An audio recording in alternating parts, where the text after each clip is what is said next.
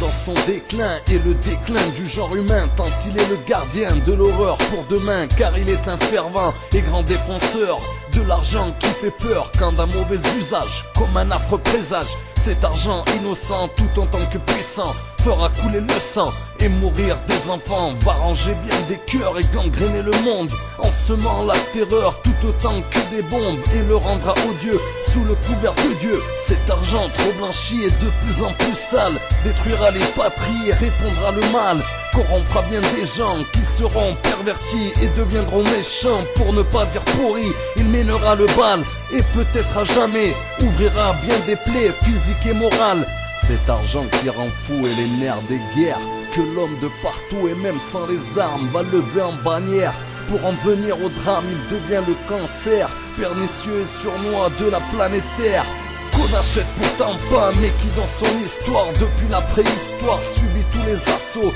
supporte tous les maux, et quand les plus prospères ne le distribuent pas, il nourrit la misère de ceux qui n'en ont pas, qui souffrent de la faim ou meurent dans le froid, bien pire que des chiens qu'on abrite d'un toit. Oui, l'homme dans son déclin, but de son pouvoir sur l'argent qu'il détient et qui en est sa gloire, et une proie pour lui-même, et force le destin à faire de l'être humain une espèce inhumaine, une bête à deux pattes, plus bête que les vrais, mais qui pourtant s'épate de rester ce qu'elle est. Et dans son inconscience, il détourne la science qui donne à nos enfants l'amer goût du violent, de ne connaître rien que le contraire du bien. Il se sert du progrès pour poursuivre à jamais dans les générations son autodestruction. Oui, l'homme dans sa folie n'est que son pire ennemi, par la monnaie d'échange qui veut donner le change mais qui va le détruire. Si dans son avenir cet argent du malheur qui dessert les plus forts édifie sur sa route sa plus grande déroute, son déclin pour demain, la fin du genre humain,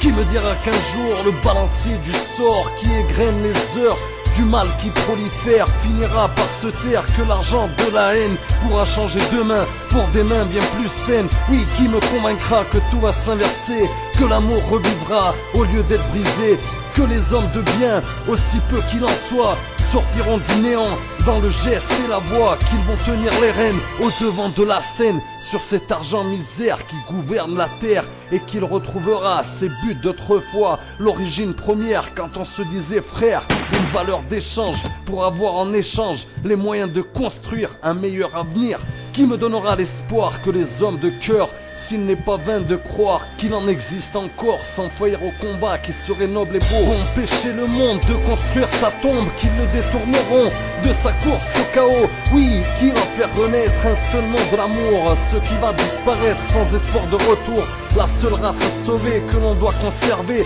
cette race homogène qui est la race humaine, et qui est bien justement dans son évolution depuis la nuit des temps, n'en a guère que le nom.